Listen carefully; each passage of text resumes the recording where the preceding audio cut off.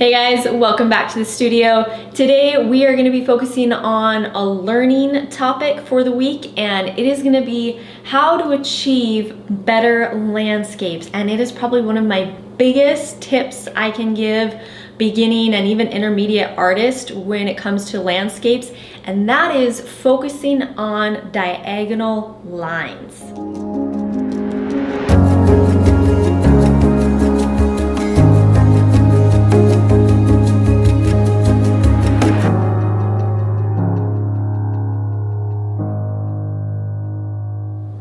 Okay, so when you start out with your landscape, doesn't really matter what kind of landscape it is, if it's a beach, if it's a forest, if it's, whatever it is, it's always gonna have a very strong horizontal composition. And that's just because all landscapes, you have your horizon line, whether you have it up higher or lower, that's always gonna be such a stability in your composition and has such a strong focal point that as beginning artists and even intermediate artists, we forget that we don't just want our viewer's eye to go across the painting from left to right. We also want to bring the viewer into the painting. And the way you do that is by creating diagonal lines that will guide your viewer into the painting and not just have this left to right movement and motion because of your horizon line. And so I'm going to kind of show you a little bit what I mean by that in my sketchbook with a few different sketches. And then next week when we go to our creating for the week, we're going to implement this into a landscape so that you guys can really kind of dive in and see how to put diagonal lines into your landscape. And this works with watercolor, acrylic, oil, doesn't matter what it is, because this is a compositional thing that can be implemented into every landscape that you create. Doesn't matter the medium, even if it's a sketch. I do it with my sketches as well. Okay, I pulled up some sketches in my sketchbook. These are pretty fast, and I just want to kind of do highlighter so that you notice these diagonal lines. Okay, so we've got this strong one right here, and we've got another one right behind that's helping push. It's almost, you really want to think of it as these arrows that are pushing your viewer's eye into the painting. And then I also tried slanting this one a little bit more so that both of these were kind of going in and bringing your viewer's eye into this kind of more focal point right here.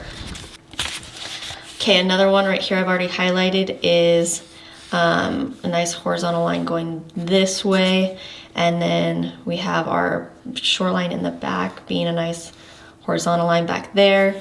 Again, we have kind of a nice little zigzag line. These diagonal lines are bringing your viewer's eye back and through this path.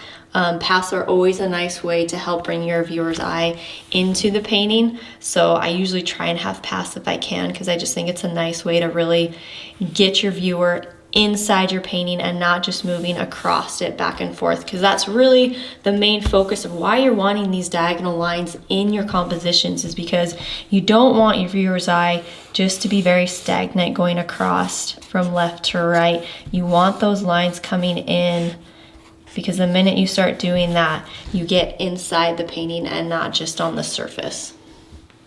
Okay, so I pulled one of my paintings out so that we can kind of get a visual for these diagonal lines. And the thing is it's subtle in this painting, but if you notice, my shoreline is kind of coming back this way, and then it zigzags, and then it kind of comes back again. So we have this nice diagonal line going back right here, and then again back right here. We still have our horizon line. We have that stability back here, but now because this shoreline is staggering back, it's bringing our eye in and back into the painting. Another example. Okay, in this painting, my horizon line isn't actually horizontal, it's already diagonal, which is already creating a lot of slanted and downward movement in this. And instead of really bringing my viewer's eye into this, because this already has a lot of movement, I actually needed to kind of counterbalance this harsh diagonal going down, which is why I have my diagonal line starting over here and then zigzagging back this way to kind of bring a little bit movement over to this side because it's slanted down so much. Our eye kind of want to naturally goes over here. And so I had to balance it on this side, bringing it out this way. And again, the diagonals is helping bring your eye back across this path into the painting.